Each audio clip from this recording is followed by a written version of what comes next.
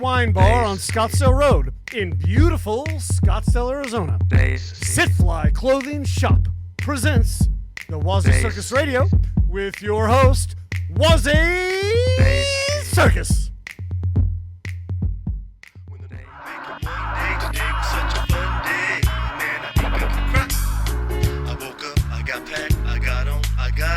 Free fly, kiss the sky and fell in love with my life. And that kiss is God's gift to mankind, cause men fly with the kids and the wise. It ain't easy, just try.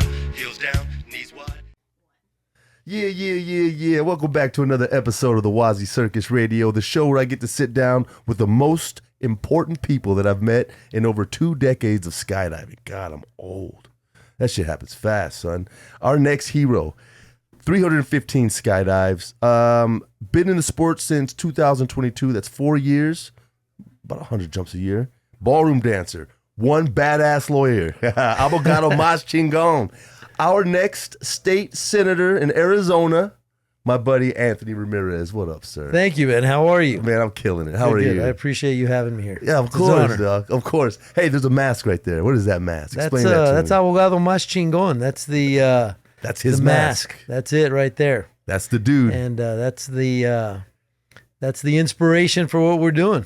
Right. You know, and we'll go on some skydives every once in a while. Right on. So it has the law firm, the sword with the scales. Yeah. The scales of justice is what they call it. Scales of justice. Mm-hmm. And I designed that. Well, actually, I had the idea for it. Uh-huh. And I hired a graphic artist who was a student at ASU to do it for me. And she did some really cool renditions, and the final product is what you see on our logo. Uh-huh. And there's a company out of Mexico that makes professional luchador masks. I sent them the logo, and that's what they came up with. Yeah, because that's got leather strapping in the back to tie it. It's that's legit, serious. dude. It costs like $200.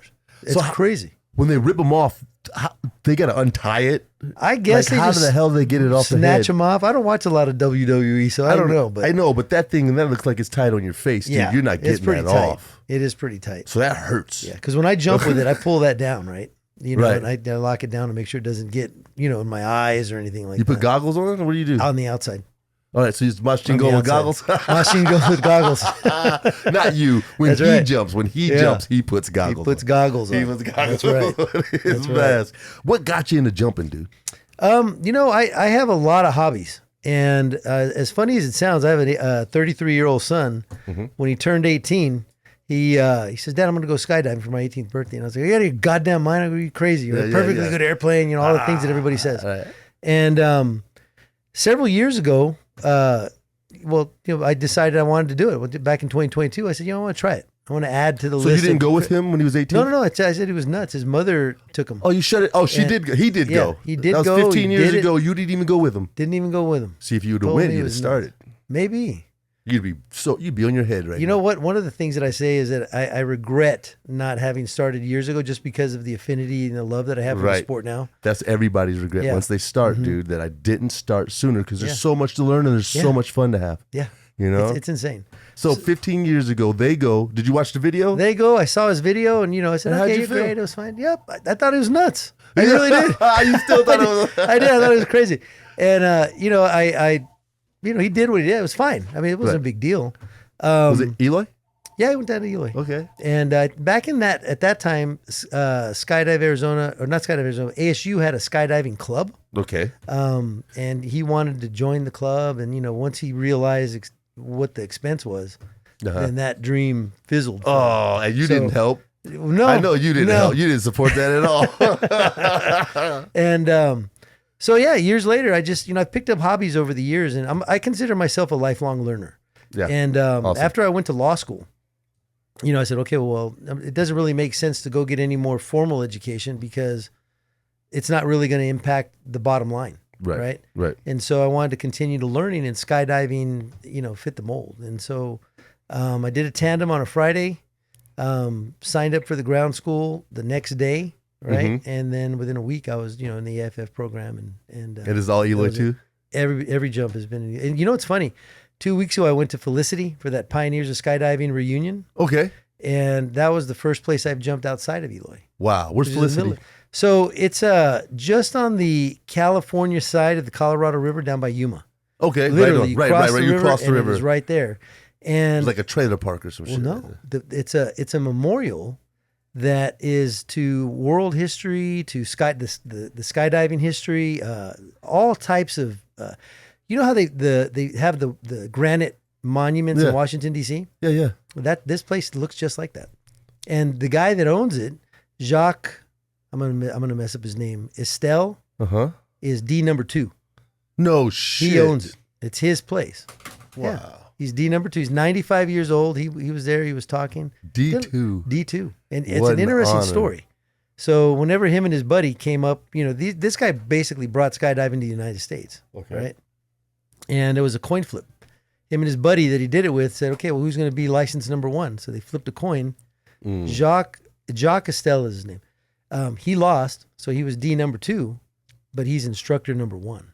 And dope. So anyway, this old guy was telling his stories out of Felicity, and I jump with the Rebels. I'm the president. Right, the Rebels. Rebel Right, that was a part. You're the president. Yeah.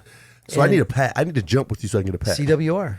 That's 4 of us now. Now there's about 9 of us. Did you guys did some this weekend at the Boogie? It wasn't a jump. The last time we did it was at the Felicity. At the Felicity. Okay. And but yeah, whenever we jump once a month, and you can, if there's 4 Rebels, you can get a CWR. I'm coming, man. Let's I want go. one. Yeah. I don't have that sticker. Yeah. What's funny? Lori Zito? Yeah, Zito. Yeah.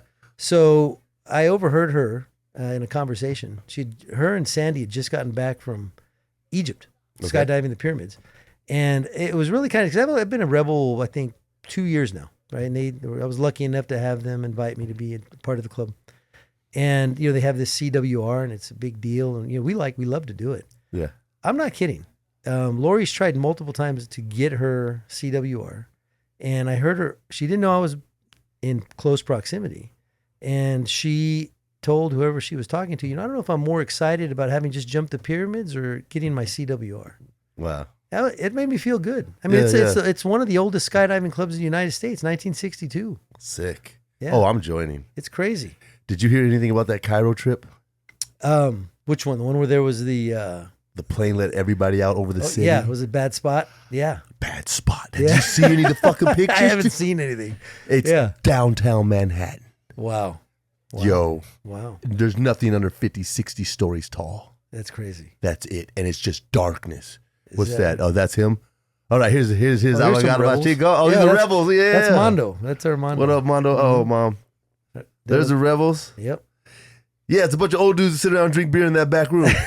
That's what I'm saying, dog. Right. I want to jump and then drink beer. Yeah, I'm trying to be in that room. I'm trying to be in that room, baby. Fun. Yeah. So much fun. Yeah. Dude, and that's a whole pool of people for me to interview because I love just getting the stories of the history. Yeah.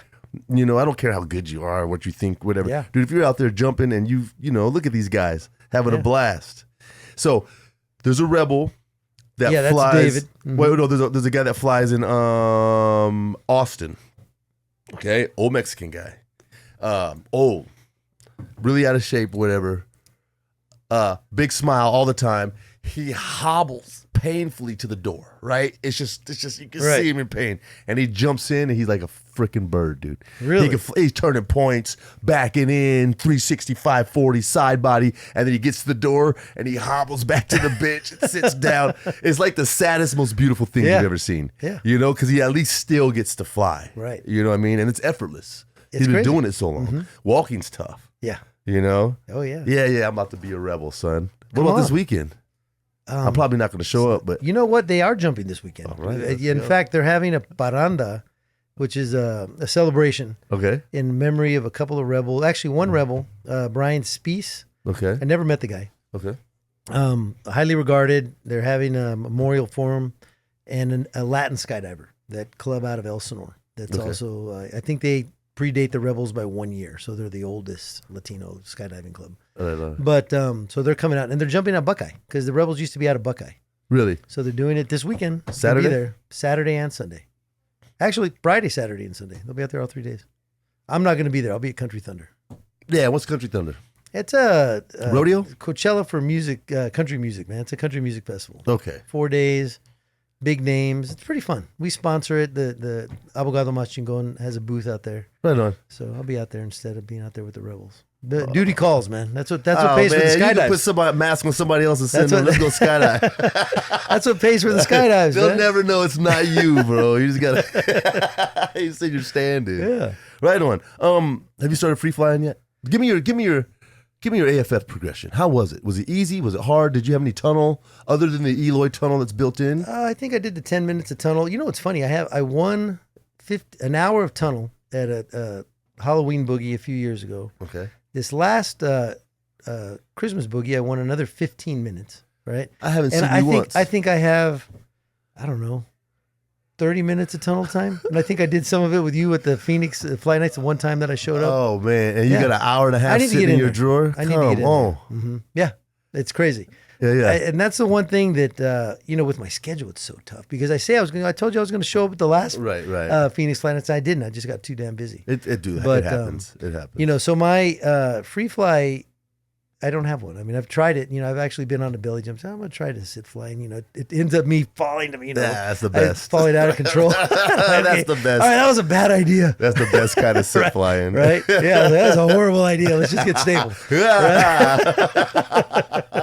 Right? That's so fun. Yeah. So are you guys doing formation jumps? You doing tracking jumps? What are you doing when you show up? Yeah, so I've done some tracking jumps. I do enjoy those. Yeah. I put a little team together for the Nationals. So we had the Dust Devils. Okay. And John Zito and Tim Rogers and Lex. Yeah. Were my teammates. And Sammy did camera for us. Sammy Fritz. Sammy Fritz. Yeah. I love Tim. She did a great job. I love Tim. She's awesome. Awesome work. Well, how do you guys not train in the tunnel for these events? What are you doing? Just jumping? We were having fun, man. Hey, look, we got 11th in the nation. That's pretty good. There's only 11 teams. We're still 11th in the nation, right? That counts. I bet you 1 through 5 had tunnel time. So it's all about how you look at it. Yeah, it is. Right. You at least you were there. You know what was crazy? So we were in the beginner group, right? Mm-hmm. And I said, hey, it's beginners, right? Let's go do it. It's all fun. Beginners. Yeah. Look, in the beginner group, I didn't realize there were teams there that had more jumps as a team than I have as a skydiver at the time, 225 jumps. Right. But they're beginners because they've never competed in the nationals, and so they're very experienced and very good. Mm-hmm. Not only was it humbling, but it was very educational because they were all really, really good about watching our video and sharing with you and sharing ways to improve and to do better. And of course, Ileana's there coaching, and Michelle's there coaching, and it was crazy. That's so awesome. Really neat. So yeah, I did a little bit of that, and then just So what do you enjoy most? Well, I mean, I really enjoy that. I really enjoyed that 4-way formation skydiving. I really liked it. I would really, really like to learn how to free fly. I love watching Brady, and I don't know if a lot of guys do acrobatic stuff like she does. Brady Worcester. Oh yeah. Yeah, there's guys that do freestyle. I think that's fantastic. You could do free. I'm not very limber. Well, you're a ballroom dancer. You'd love freestyle. That's what I was thinking. So what are you? You need to come to the tunnel, man. You need to come to the tunnel and learn. Just get to the point to where you're comfortable on all positions, and then you can go play and not worried about it going bad. Right. Yeah. It'll take you 5 hours. Okay. Right. But I mean, once you're there, you're a boss. Right. That'd be fun. And nobody can take it from you. That's right. And you get out on your head, spin, do a cartwheel. I don't care what you do, man. Put some tights on and a mask. How about a cape? You want a cape? Cape's better than a tutu, I guess. I don't know, man. I might get caught up in some boot. Yeah, no, I know. I don't know how to pull the cape off. I don't know how to pull because people always want to wear the cape, but you're reserved and your man's back there. I think that would be a problem. Unless you cut that away. People jump hoodies. So what if it was just a little bit longer than your hoodie? Yeah. I jump a hoodie all the time. Right. Yeah. So, and people got long old dreads they jump with. So you see the guy in Arizona with the dreads. Yeah. So I think you could have a cape. I think it'd be dope. At least at the beginning, right? Yeah. I don't know how that would go. Yeah. We can try it. Well, when you jump with a tube, you kind of hold it off to the side and deploy your parachute, and it all comes out. It all gets wrapped up together for a second, then it comes out. Oh, really? Yeah. Okay. And I don't think the cape would go in it too much. But if you had a reserve ride and they're like, oh, he got caught in his cape. What? Oh, I don't think you'd ever live that down. You wouldn't live, bro. Right. That's the whole thing. Like, he did what? Hey, if you lived, you just wouldn't tell anybody. Yeah. You wouldn't say shit about the Cape. You never mentioned the Cape, man. Right on. So I thought it was we say Country Thunder, but it wasn't. Dude, you're like a hero. And like, I can't stop thinking about it. Like, I've been in a couple shootings where I've been in like a parking lot or, growing up was crazy in Arizona, right? So like people were shooting. And when I went to college in Oklahoma, there's a couple close calls at a club. I mean, those cats are insane in the Midwest. I'm serious. When the shots start going and the bullets and you can hear the sing and it's hitting, dude, what? I just duck and run. I wasn't paying attention about anybody. Right. What did you do? How did you focus? And tell me what happened. So it was on May 4th of last year. So it'll be a year coming up here next month. And it was at a party, a Latino-inspired party called OASA, which stands on a Sunday afternoon, OASA. And Bobby Anthony's a friend. It's his. He's the promoter of it. It started off as trying to. In fact, their logo is, I think, bringing the backyard to you or something like that, right? Your Sunday afternoon, grandma's backyard. So it was at a club, a restaurant called El Camarón Gigante in Glendale. Okay. It was downtown Glendale, not the best neighborhood, but literally it was right around the block from the police station, right? So who would have thought that something would happen there? And you know what? The shooting really had nothing to do with the party. The party was over. It was over. Never does. And I was taking material, my canopy and all the stuff, the swag that we'd taken to give out. So you had a booth. Yeah, we had a booth there. So you're loading up for the night. Signs. You took everything down. I'm loading out. Right. And I have this crazy police car / taxi cab. It's an old Crown Victoria. Okay. And I got the idea when I used to be a police officer in the District of Columbia. No shit. And so, and so it was an idea that I got back then. It's a police interceptor, which cab drivers were using those things, right? So the back half is painted like a taxi, the front half is painted like a police car, and the program is called Choose Your Ride. In fact, the website is chooseyourride.us. Oh, right on. That's smart. So we put it at events. We do breathalyzers, right? That's what we're doing out at Country Thunder, and it just gives people something to think about.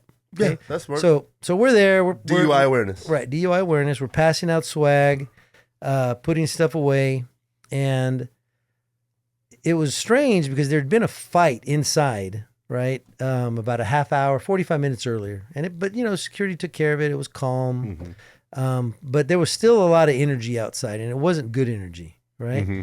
So I remember these kids talking about these guys across the street, right? Which had nothing to do with what ultimately happened. But they were saying, well, these guys are, they come over here, we're going to do this and do that. And I'm thinking, I'm standing between them and the guys across the street. Shit. I'm like, well, shit, I hope this doesn't go down now. Right. So I was putting the belongings in, my belongings in the front passenger side door. And all of a sudden shots started to ring out, right? I heard gunshots. Having been a cop, if you get shot in the head, you're not going to hear it, right? Right. So you're alive. So I hit the ground, right? And that was my first instinct. Yeah, right? That's what I'm saying. That's my hit instinct. The ground, get down. Right? And this girl, she's 22 years old. She comes running around the backside of my car and she's going, I've been shot. Help me. And so I said, get down, stay down. And this was 10 seconds. And I think they ended up finding like 60 rounds total during the whole thing. And there was a pause, right? For 5-6 seconds. It seemed a lot longer. And during that time, I said, where are you shot? And she said, in my arm, right? Okay. So I was able to look at it. And then all of a sudden, the shots start ringing back out again. Yeah, they reloaded. Right? And so I grabbed her in the front. Remember, the front passenger side was open. And I said, get in here. Literally threw her in the car and I laid down on top of her. That went on for about 5 or 6 seconds. Again, seemed like a lot longer than that. And when it stopped, it laid there for a few minutes, right? Was she screaming? The other thing is, no, that's the thing. What happened? So the other thing is we're laying in there and all of a sudden I could hear the car getting hit. The rear driver's side tire started to hiss, right? So, and the car next to us got lit up. It was a Chevy Blazer, right? Right. So anyway, it stopped and I said, okay, let's get out of here. And she didn't respond. Oh, fuck. Right. So I'm thinking, okay, well, she bled out. What's going on? Something's going on, right? I didn't, maybe she was shot somewhere else. I don't know. So I got her and I got off of her, pulled her out of the car and she's sitting there she was on top of the kick plate. I dragged her out of the car, sat her down there outside, and she was catatonic. She was in shock. Right? But she was alive. It's too much. It's too much. And I said, okay, well, where are you shot? She said, in the arm. So the stuff that I was telling her I was putting in the car was T-shirts, right? So I was putting them, and so I grabbed a T-shirt, tourniquet in the arm, right? Put direct pressure with another one. And she was wanting to call her mom. Now she's coming around, right? Call my mom. I want my daughter. She was a young mother. Super scary, right? There was another girl that had taken around. I don't know what happened because she survived. This other girl, they both survived, but she got shot in the back of the head, right? But it was a grazing shot, so she had a flesh wound, but nothing worse. So 8 people got shot, 3 died. And 3 died. Right. And to this day, I've never seen the police report. I don't know what happened, or what the outcome was. But yeah, it was really weird, man. Yeah, they're talking about you. Yeah, that's it right there. And these 2 guys died, and another guy died. Look at those dudes. They're just guys. Yeah. So I don't know. These, what I remember, because I was right there inside the crime scene. The car was there and everything. And yeah, we just saw the taxi right there. The 3 people that died had weapons laying next to them. And I can't really say anything definitively, but I know what I saw, right? And at that time, first responders were doing, CPR on them, heavy duty chest compressions. And it ended up being that those 3 guys passed away. So yeah, I don't know exactly what happened, but man, it was really strange. Did you ever have contact with the girl again that you saved? For about a week, 2 weeks after that, I spoke to her mother. I actually, reached out to her and wanted to meet her, but, she never wanted to, we never followed through on it. Right. And so, no, I've never talked to her again. But I did talk to the mother and said she was doing fine. Of course, she was having, some PTSD, which, I guess for about a month and a half after that, I was, every time I'd go to sleep, I was getting killed. It was, Right. And, for weeks after that, cars pull up next to you with their windows down and you're like, hey, it was weird. It was a really weird. That's insane. Because I'd been in some critical incidents as a police officer. I was going to ask, in DC, did you ever experience anything? You were in critical incidents, more often. But you were in control, expecting it, walking into it prepared. You're armed. You're wearing body armor. Right. You know what's going on, right? And so it was completely different. And so when the blazer's getting lit up, you can just hear the glass. You can hear the metal. It's just tink, tink, tink, tink, tink. 60 freaking rounds is a lot of shots, dude. And you know what's funny? So you hear people say, "Well, if I was in that situation, I'm going to pull my firearm and I'm going to start. I'd save everybody because I've got my concealed carry." Concealed, yeah.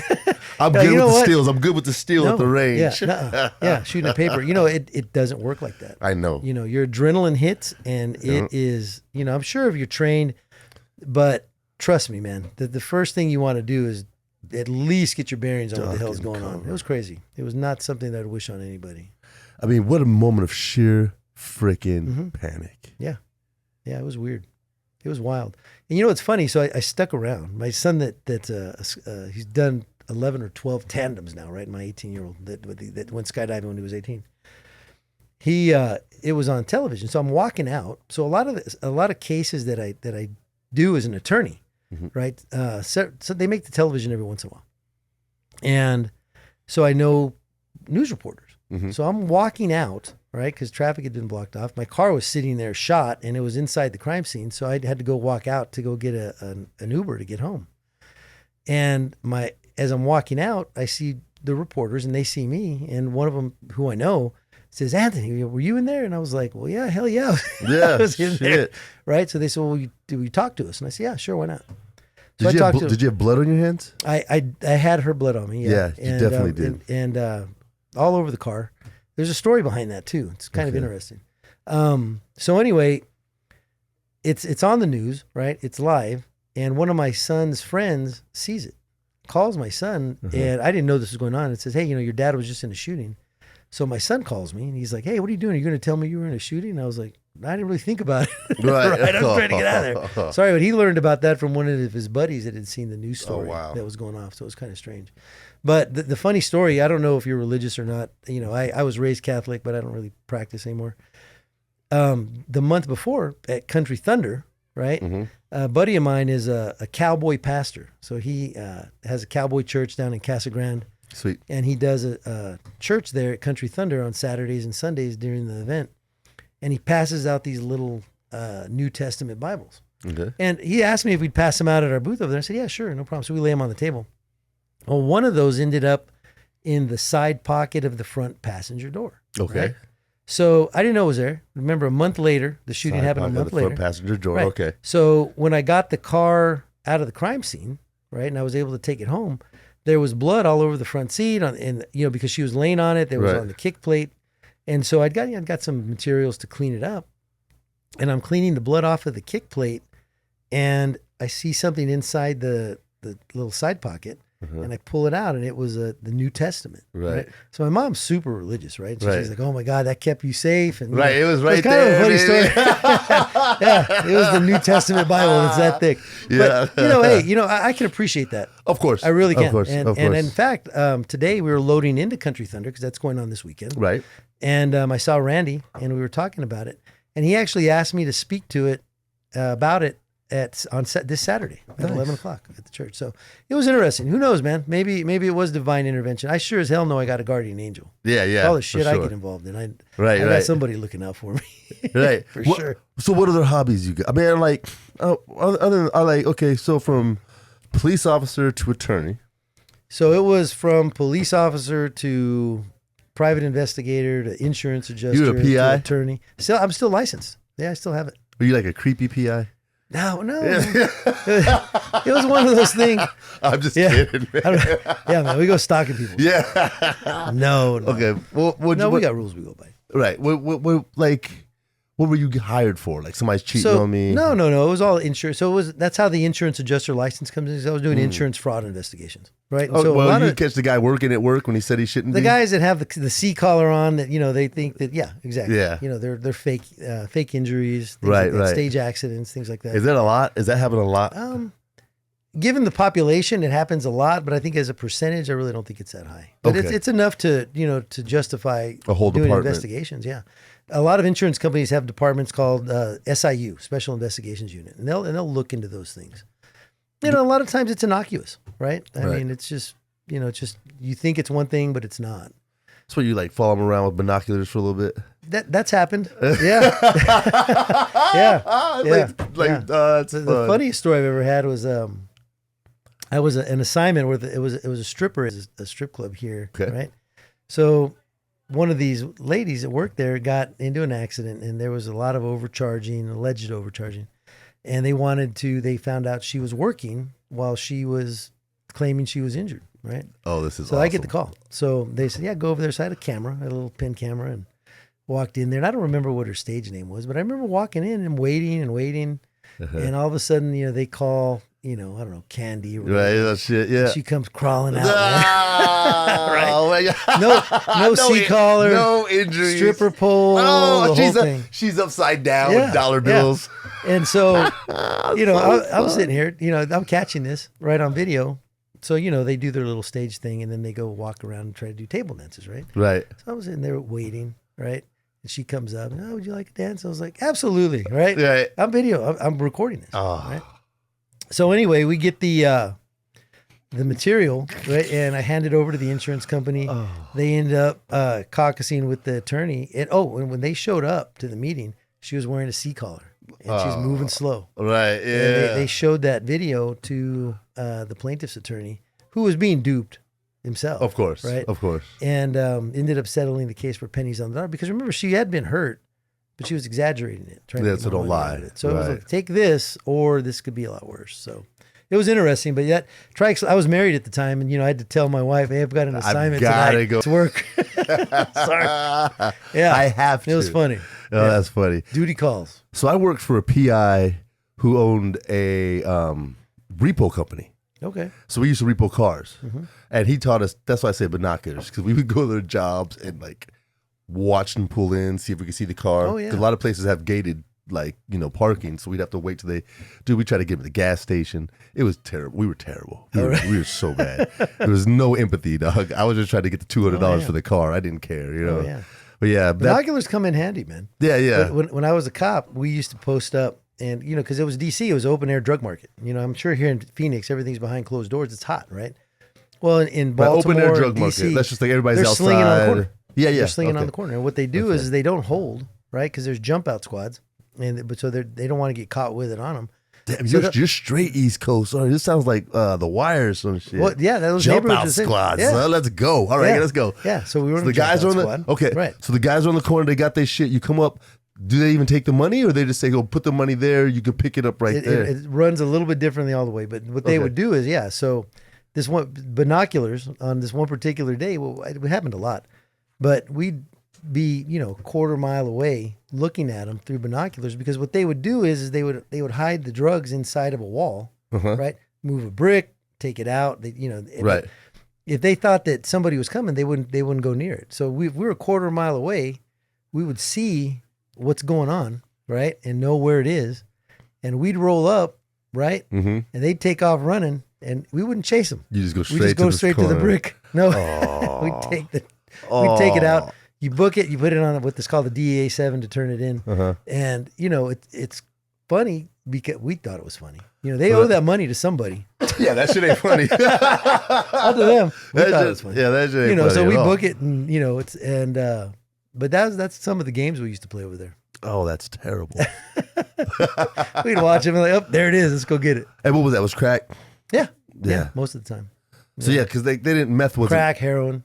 not meth wasn't big. But it was 15, 20 No, years ago? that's not an East Coast drug, man. It's not, right. Heroin, PCP, and crack. PCP, dude. What is PCP? I don't know what it is. I know the name of it. Is that like embalming fluid? It's something like that. I'm not even sure. It's just it's a drug. It's a synthetic drug. I know, it's like, a hallucinogen. I used to hear about it, but I've never seen it or thought it was. I thought it was just. No, it's true, man. In fact, you always knew it was a PCP call when it's January 20th in the middle of winter, and you get a call for a naked man in the middle of Pennsylvania Avenue. Oh, really? Because they're just painless. Well, no. What happens is they're hot. Their blood pressure is so high they actually start to overheat. Oh, so they just run outside, take their clothes off. Yeah. Plus they're high as hell too. But yeah, you those knew are people that used to think they could fly and shit. That's PCP, right? That's crazy. Mm-hmm. See, I haven't heard about that since I was a kid. You'd hear all those stories. Guy jumped off the roof because he thought he could fly, or he fought the cop, or he like ran up a tree. They don't feel pain. Yeah, that's insane. Yeah, compliance techniques, they just don't work. It's crazy. How long were you a cop in D.C., bro? Almost 6 years. Yeah. Was that heavy or what? No, it was interesting. It was fun. I mean, I really enjoyed it. I enjoyed it. I got a divorce. We were here before, so I came to DC from Phoenix, and then after we split up, I came back. Okay. So that's how I ended up back here in Arizona. So you military first? No. How'd you become a cop? My bachelor's degree's in law enforcement administration. Okay, so that's what you did when you were. Where'd you go to school? UTEP. UTEP. Texas El Paso, baby. Yeah. Overlooking Juarez. Yep. Ciudad Juarez. Harvard on the border. It is Harvard on the border. It's actually rude. Yeah. Right? What? Because, man, that beautiful campus. Oh, yeah. It's right on the border. Yeah, but what's on the other side? Oh, yeah. It's poverty. Oh, yeah. It's fucked. Big time. And when you look across, you're looking at America, that's the impression they have. Yeah. Is UTEP. Mm-hmm. And it's a shining castle on a hill. Right. It's beautiful. Yeah. It's a beautiful. You know that the architecture there's based on Himalayan architecture. No shit. Yeah, Tibetan architecture. Yeah. Oh, that's awesome. Yeah. I don't know the whole story behind it. I just know that that's, you look at the buildings and you go look at Tibetan architecture, it's based on that. Damn, I wish I would have took more time. Yeah. Right? You ever hang out in Juarez? Oh, yeah, man. As a teenager? Are you kidding me? Hell yeah. I think the first time I ever went over there, I was 15. Nice, of course, because that was your border town. So we were in bars and nightclubs when we were 15, thinking we owned the damn place. Yeah, hell yeah. Yeah, it was a great place to grow up, man. Probably wasn't the best thing, right? But it was a lot of fun. Yeah, El Paso. So we were there. Heck yeah. Yeah, so I'd go get like haircuts and in Juarez. Oh yeah, take my kids down there. It was dope, man. Yeah. Like $10, $12, you get like VIP haircuts and shit, manicures, food. Love it. Getting sick off the agua. The what is that? The drinks. Aguas frescas. Aguas frescas kicked our ass in Juarez, dog. Those are good. We'd go down and like park at the airport, fly out to Cancun. Yeah. You know what I mean? Come back, fly, drive right across. Mm-hmm. Santa Teresa, you know where the border is? Yeah. Dude, our house is right across from that. Yeah. So we leave our house and go to Mexico. Oh yeah. So That's where my dad lives. Yeah, it's so great, man. All right, and then did you ever serve as a officer in El Paso? No, just DC. How'd you get a job in DC of all places? So I applied. I mean, I applied to some all over the country. Oh, I got you. Now I do have some family that live there, and not that they were instrumental in me getting the job, but that's one of the reasons why I applied. DC's Chocolate City. It is. Yeah, it absolutely is. I wondering how you got out there. Hey, man, I'm a lighter shade of brown. Yes, so you are, buddy. A lot of the Latinos, though, they're Puerto Ricans. Yeah, there's mostly Puerto Ricans. I think I was probably one of the only Mexican Americans on the department. Yeah, but no, it was fun, man. That's cool. And man. I've got some very, very close friends now that are former police officers. Some have retired now. Jesus, it's been so long ago that they're retiring now. Right, it's crazy. Yeah, but that's very cool, solid department. And it's one of the most unique police departments in the country because it's it's the capital of the free world, right? So you see World Bank protests, IMF protests, marches on all different types of issues, presidential funerals, and people lying in state, and just all different types of things that you just don't see in other cities. Now that's cool. It's a really neat place to be a police officer. Anything stand out from your service out there that you can think of? Any one big moment? I mean, there were some incidents out there that, they're just, you're like I said, critical incidents, just crazy stuff. But, there were always interesting things, marches. You weren't out there during 9/11 or anything like that? No, after. Right afterwards. So it was tight then. Yeah. It was heavy. The security was really, really tight. Yeah. But there were some interesting things that I saw. Some were funny, some were just kind of gross. You ever heard of the Westboro Baptist Church? Yep, I know those fuckers. Okay, right. So that's the first time I'd never heard of them before. So they're like, you're going to hell if you're gay or black or, God hates. Yeah, it's crazy. Yeah, it's wild, right? And so anyway, this was when Ronald Reagan died. Okay. And he was lying in state at the Capitol, so people were coming from all over the country. And, we're just there. They assigned officers to be all over the mall, right? Just as security. And we're just there making sure people are safe. And we're sitting there. I remember I'm sitting on the hood of the car, right? Or leaning up against it. And this tour bus pulls up, and men, women, and children start to get off, just like the other tour buses, right?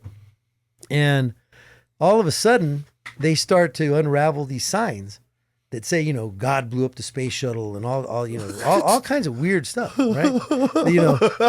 And there's kids here holding these signs. And I was like, that's them, fuck? dude. What is going on? Right. Right. Well, as you can imagine, people got mad really, really quickly. Right. So that's an interesting thing about and a difficult thing about being a police officer that people don't understand is we had to get between the normal people, right, the public, and these people that were trying to elicit, negative responses, and use their free right of speech. Yeah. So that was the first time I ever saw that church, and then of course they became once you know about them, you see them. You see them everywhere, right? Right. So that was crazy. One time we had a guy that it was a women's march. In fact, it was a pro-choice march, right? Mm-hmm. And this is back when they had the USA Today and they had the newspaper boxes, right? So they were serving papers. And we're sitting on the car on the corner, and literally, man, it's wall-to-wall women, curb to curb, a mile back. Right. I mean, there's hundreds of thousands of women. It's a march, right? yeah. And they're marching for pro-choice, right? Right. We're just there to keep the peace. This guy gets up on the newspaper stand with a megaphone. Oh, here we go. And starts yelling at the women, "Hey, you wouldn't have to march for your rights if you just keep your legs shut," and stuff like that. We're like, "Oh my God," man. Right? right.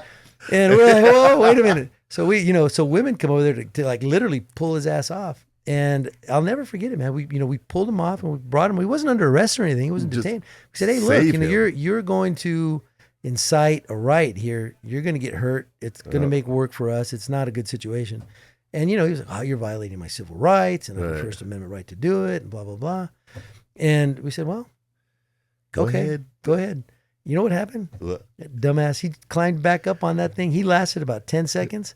They snatched him off. I know they did. They snatched him off, and he disappeared with the crowd. Oh, you don't know what happened. Like a fish frenzy, just eating. No, we actually caught a little bit of heat because because the watch commander was like, "What do you mean you let him go do that?" We're like, "He wanted to go, dude. He wouldn't quit." Right? So they're like, "Well, when they find him, half beaten down there, that's going to be on you, right?" We're like, "Well, we'll see what happens." They never found the guy. He just got away. He tucked his tail in. I don't know, dude. but it was wild. It was weird. And then came back here. What led you to run for state senate? Like, oh man, like right? Because it's the independent. We're about to get into the can of worms. I'm sure it has to do with this administration. It's a whole show, man. But and essentially, so Paul Johnson is the former mayor of Phoenix, and he was a Democratic mayor of Phoenix back in the 90s. Great guy. He's a good friend of mine. Okay. And he's been instrumental in trying to push for open primaries and, giving the unaffiliated voter access to the ballot. Mm-hmm. And he asked me to help him. So in Arizona, if you look at my campaign website, you'll see it. But, the unaffiliated voter last year became the largest voting bloc in the state. Outnumbers Democrats, outnumbers Republicans, right? Wow. But let's say, for example, you were an unaffiliated voter and you wanted to run for governor. Mm-hmm. You would have to go and have 45,000 unaffiliated. You'd have 45,000 unaffiliated people, or Arizona, sign your petition. Signatures, right? Okay, in order to get on the ballot. Now, if you're a Republican or a Democrat, or you belong to a small party like the Arizona Independent Party or No Labels Party, as it is now, you need 6,000 if you're a Democrat. I think 1,500, 2,000 if you're an independent. So if you're a member of a party, it's accessible. Right.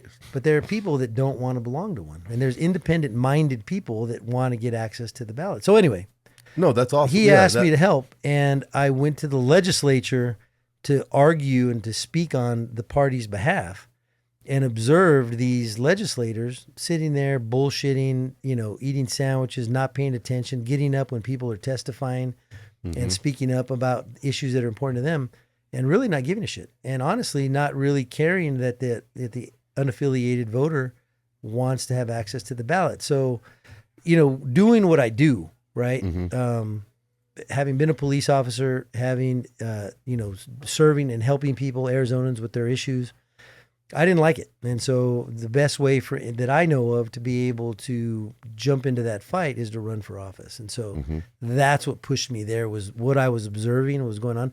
I'll tell you, I don't have time to run for office. It wasn't a big thing like I wanted to run for office. I honestly feel like I have to run for office because somebody that knows what's going on and sees it, because I was in it fighting for it, has to tell other people. And so that's really what I want to do. It's giving me a platform to be able to tell you and everybody else, hey, look, if you're an independent-minded person, look, there's Democrats and Republicans that are independent-minded, right? That they don't necessarily follow the party line, right? That may want to have somebody represent those ideals. And so right now, unless you're a multimillionaire and can afford to go, get the petition, the signatures on the petition, you can't do it. So why is there such a huge difference between the 6,000 and 45,000? So it's based on primary, right? On a primary. It's a percentage. It's math. That's why I became a lawyer, because I'm bad at it. Right. But it's based, the numbers for the parties are based on the voters that vote in the primary. So think about it. Republicans have a primary, Democrats have a primary. Hell, Libertarians and Green Party have primaries if there's multiple candidates. The unaffiliated voter doesn't have that, so they don't have that percentage. So it's based on the general election. And in my opinion, it's a setup. It's just bullshit. What it should be, should be is equal for everybody. Right. It should be 5,000 signatures, no matter what party. Go get it. It's not. I'll tell you right now. I only had to get about 100 signatures to be my LD12, Legislative District 12. And I'll tell you, it's a pain in the ass. My mother helped me. We were out there knocking on doors and trying to get people to 300? I mean, dude. Come on. 300 signatures? It's a lot, man. That's insane. That's standing in front of Walmart all day. You know what I mean? I can imagine. Yeah. It's crazy. You knock on people's doors and. So how would you get 5,000? Oh, because you have a party. You just have. So what happens? So if you belong to a party, right? Yeah. What do they have? They have PAC money. Right. So the Democratic Party, the Republican Party, they will pay for signature gatherers, right? There's people out there that'll go get them. There's companies out there. Right. They'll go do it. They'll pay them. If you're an unaffiliated voter, you don't have a party backing you with party money. Right. You've got to do it yourself. So, if you're not rich, you're not going to be able to do it. It's tough. It's we've heard from other people in politics, it's rigged, right? It's rigged, right. Rigged. I'll tell you right now, it absolutely is. Not in the way that's portrayed, right? With, in my opinion, election fraud, but the way the system is set up to get independent-minded people out there to make it, something other than the duopoly that it is. It's rigged. Yeah, they keep control. And when I went and talked at the legislature, I used the term cartel protection, right? Okay. And basically, if you look at the parties as a cartel, they're grouping together and saying, look, we need to keep the independents out, right? Because think about it. I mean, these guys circled the wagons, man. Not only did the Republicans and the Democrats and the Clean Elections Commission sue the Arizona Secretary of State for approving this name change from the No Labels Party to the Arizona Independent Party. Mm-hmm. The legislature introduced a proposed legislation to make it illegal to put the word independent or independence or something like that in your party name. So they circled the wagons. Why? Why? Because it's dangerous. Because they could lose power. Yeah. Because they know the voters definitely want something else right now anyway. Right. I mean, think it because the unaffiliated voter. Imagine if it was. I don't know what the numbers are in other states, but if it was a small percentage that this group of people isn't really going to move the needle, they're not going to. Who cares? Right. Who cares? Yeah, they're not going to make rules like that. But they understand that there's 34% of the voting block is unaffiliated. How are you going to reach them? Social media. We're going to have to. Right now, yesterday was the deadline for them to challenge my petition signatures. Okay. Okay. Now that's passed, then starting next week, because like I said, we're doing this Country Thunder thing. Mm-hmm. Next week, we'll start fundraising. So you'll get an email from me asking for $5. Right on. I will ship you $5, man. Yeah. Easily. You need 200, I believe it's $205 donations to qualify for what they call clean elections money. Okay. Right. And Good. then you can have, other people, you can get more, but if you get 200, that qualifies you for some money from the state, which helps out. And look, the district that I'm running from is pretty small, right? It's basically Ahwatukee and then the 10, the 60, the 101, and the 202, that little square there. It's basically what it is. It's not super big. Okay. So you just concentrate the SEO there, any billboards that we might get there. Man, that is, look at you. Look at you. Oh, man. Who's that guy? Who is that guy? Yeah. But yeah, man, it's an interesting place to be in. And honestly, there are issues that could impact skydiving. Yeah, okay, there are. Yeah, right? Right. And so, there are issues with that. Yeah, there's like the FAA privatizing towers. I don't know. Larry Hill was telling me about this at Felicity, and I didn't really understand. I'm going to have to sit down with him and learn more. Mm-hmm. But there's a company from Australia that has some device or program that will basically tax skydiving operations or airplane operators for landing and jump. Mm-hmm. Think of like the photo radar cameras that used to be on the freeways. Like something like that. That's kind of what it's akin to. And every time they take off and land, they want to charge them. Yeah, something like that. So, that's something I think is ridiculous. I'd want to see, that information and learn about just why the hell we need to do that in the first place to, help make sure things make sense. Right. I mean, if you have a private airport, I don't think they could do it. I don't know. But I know it's not good. No, it's going to cost a lot of money. So, so I don't know. That's my big platform is I'm not going to caucus with either party. Right. Right on, right. So Bernie Sanders, he's a senator, U.S. senator from Vermont. He's independent, but he caucuses with the Democratic Party. It's a Democrat vote. So me, I'm not going to caucus with either party. You're independent, truly. Truly independent. Bring me policies and, legislation that is not extreme right, not extreme left. Think Barry Goldwater, John McCain, middle of the road. Reach across the aisle and play nice. Your mom proud of you? I think so. Oh, hell Most yeah. of the time. Right? No, she is. I couldn't do any of this without her, man. Yeah, right on. Yeah. So, you've done a lot of ambitious shit, right? There's a lot of people that don't do anything but go to work and go home. Give them some advice. Somebody thinking about skydiving or maybe getting their law degree or like running for office or just trying to do something. Sure. The advice that I give to people is to, live every day like it's your last. And it sounds cliche, but it's not. Right. Right. We don't know when we're going to be taken home. right? And so you really should experience everything that you can. You know, it's something different for everyone. But, you know, I would hate to leave this place without having talked to my friends, without having done something that, you know, that I wanted to do, you know, healed an old wound, something like that. And I really think that it's important for people to, you know, experience things. I mean, this is our lives. We get one shot at it, right? One shot, homie. One shot. So you have to do those things. Right. I found skydiving. I absolutely love it. Right. You know, I wish I had time to do it more. Yeah. You know. Yeah, me too, man. It's crazy stuff. Right on. Anthony, thank you, man. Thank you. I appreciate it. Wasn't that fun? It's an honor to be on here, man. Wasn't that easy? It is. And let's get some jumps. We're going to follow your journey. I'm going to get my patch. As you start running, come back on, give us updates, and we'll put out little... Oh, I'd love that. That would be such a You know what I mean? help, And this will go to the Arizona Skydive page. So, like, any jumpers that vote, do they have to be in your district? Yeah, so for the state legislature, they do have to be within that district. Oh, right? too bad. Now, donations, from the way I understand, they can come let's from go. anywhere. Well, we can get that done. So I want to get, at least want to get that 200, you know. We could do that at the drop zone. Yeah, I would hope so. Right? Yeah, I'm sure we could. You know? Well, all those people are from out of town sometimes. Yeah, you know. You know what I mean? Right. We'll figure it out. So, you know, there's a website that we're going to post a link and you know, make it available on social media. It would be a huge help, you know, because the message that I'm putting out there, man, is, you know, just bring common sense back to it, you know, and honestly, these parties are now doing what's in the best interest of the party, right? It really is. It's not what's in the best interest of Arizona or the country.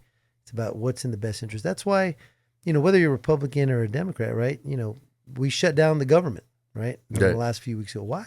Right? Right. It's what the party wanted, right? It was party politics, right? So I don't like it, and it's just me. I like a good fight, man. So, Right on.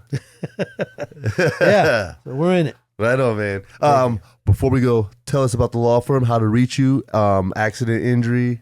You helped us out. Yep. So I got a fender bender. I called you. The process was easy. All right. We got our check and life is good. I appreciate that. It was really easy and smooth. Yeah. You know? So the law firm is Abogado más Chignon. Spanish means badass attorney. We were voted the best attorney in Phoenix in the 2025 Phoenix New Times Readers Poll. That was not supposed to happen, man. We were going up against Rafi and Lerner and Rowe.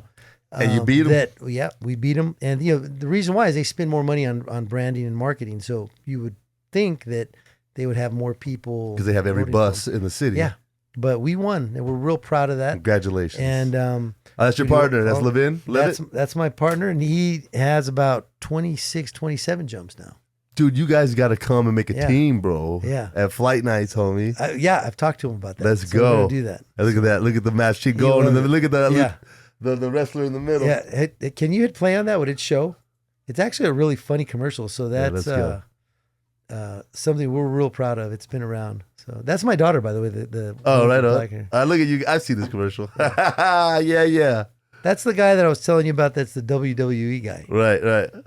You know. Oh, look at y'all. Yeah. Oh, don't beat the brother up. Man, don't spin the brother like that. Right. So it's a lot of fun, man. We had a lot of fun with it. And we're actually coming out with some new ones. And, you know, real quick, I know the show's ending or over, but... No, we do whatever we want. Okay, we sponsored... We speak English, too. That's good. That's awesome. Right. Yeah. That was my idea. Yeah, you do. That's perfect. That. All these law firms are putting it, hablamos español. Yeah, right? no, we speak English. That's perfect. We speak English, too. But, we're really... we really enjoy helping skydivers and skydiving. We sponsored the World Cup of Canopy Piloting last year. You've done a lot. We sponsored the USPA Nationals, and we sponsored the collegiates. They did. You guys, listen to this. He sponsored Nationals, the collegiates, and the Canopy Piloting comp. Dude, I remember that. Yeah. I remember you guys were at the pond taking pictures and shit. Yeah. Yeah, I was like, look at this dude. Absolutely love it. And, you know, I thought that, you know, having the Nationals and the World Cup or the World Championships and the collegiates come to Skydive Arizona is like, oh man, that must be a big moneymaker, right? Well, no. No. And so no competitions are. what we wanted, it costs money. And what we wanted to do was be able to, help where we could. And it's a really important part of our mission. Because it is Abogado Más Chingón, badass attorney, we want to be a part of things that are badass. Right. And so a lot where, Red Bull, sponsors extreme sports and you see them just doing stuff like that. We're hoping to, in the future, get to that level where we're sponsoring badass things like that and badass sports. So you could sponsor flight nights right now, homie. Well, let's talk. Let's talk. Let's get it. Yeah, let's talk because that's it just fits us. And so the fact that, it's funny, Jacob, when he learned I was a skydiver, same thing that I did with my son, right? You're out of your fucking mind. You're crazy. Right. You're not going to do that. Right, and after he saw me do it and seeing the videos that we were sharing, he said, I think I want to try a tandem. So him and his wife came down and did a tandem. That day they signed up for ground school. Skydiving is magic, man. Oh yeah. Skydiving is magic. Yeah, it is. And, it hooked him. So now it's funny because, we're really good business partners. I mean, I consider him my best friend here in town now. I mean, we just spend that much time together. He's my work husband. Right. And, but now that he's a skydiver, it took it to the next level. And you know what I'm talking about. Oh, yeah. Right? He's part of this family now. And there's no escape. It's even deeper down. It is. And, dude, like anybody you share that ride up on the plane with, you have a connection with. Yeah. You see him on the ground again, you're like, I've jumped with that. You didn't jump with them, but I was on a... You'll tell somebody 6 years from now, I was on a plane with that dude once in Elo. It was a boogie. Yeah. You know what I mean? Like, I've seen that guy. I've jumped with that guy. It was a thing. You guys went up and jumped out this fucking thing. Yeah. You risked your lives. Not everybody makes it. Right. That's true. Which has been evident a lot. Yeah. Yeah. You know? It's been a crazy couple of years, actually. It's been a crazy 5 years in Arizona. Oh, look at that. Get your knees wider, head back. Man, who's that? So that's my free flying experience that's right there. You right there. Get that's your elbows up. Yeah.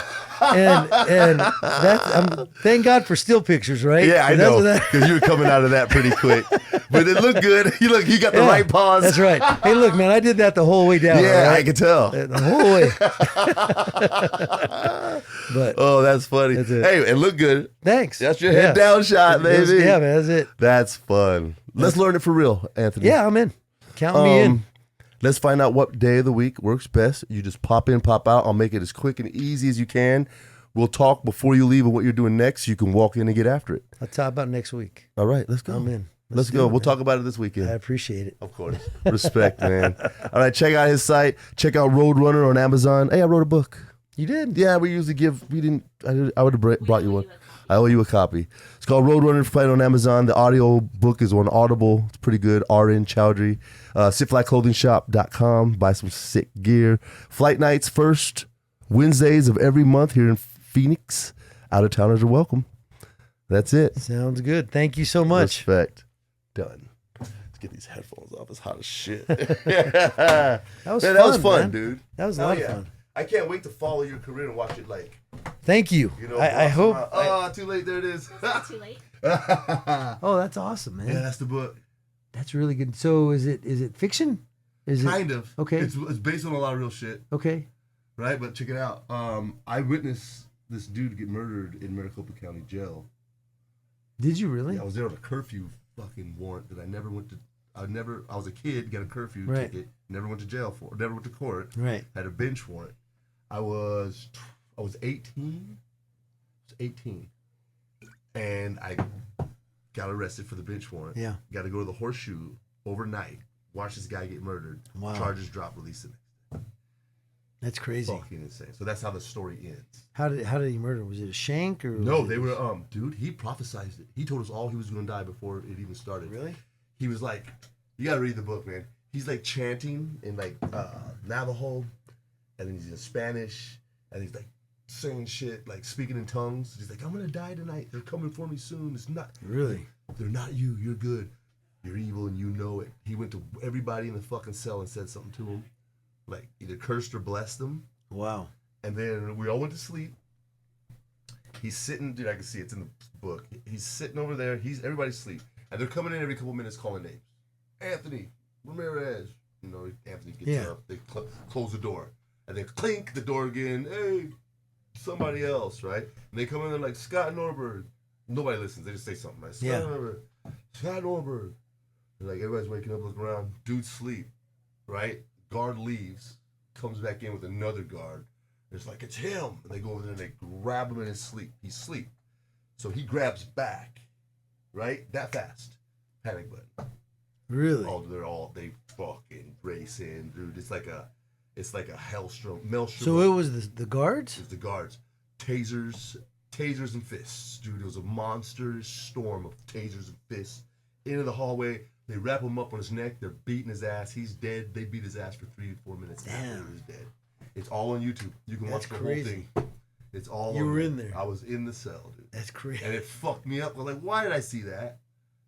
You know what I mean? No charges, no reason to be there. It was a curfew ticket, and now I'm just out, supposed to live my life now. Yeah. You know what I mean? So like, I wrote about it. I was like, I gotta get it. You know, yeah. Get it's therapeutic. Yeah. Right. Yeah. So there's a lot of cool stories leading up to it, though. I handled the case. I can't remember the guy's name. I had the case for a little while. Come with me, and you'll be in a world of pure imagination.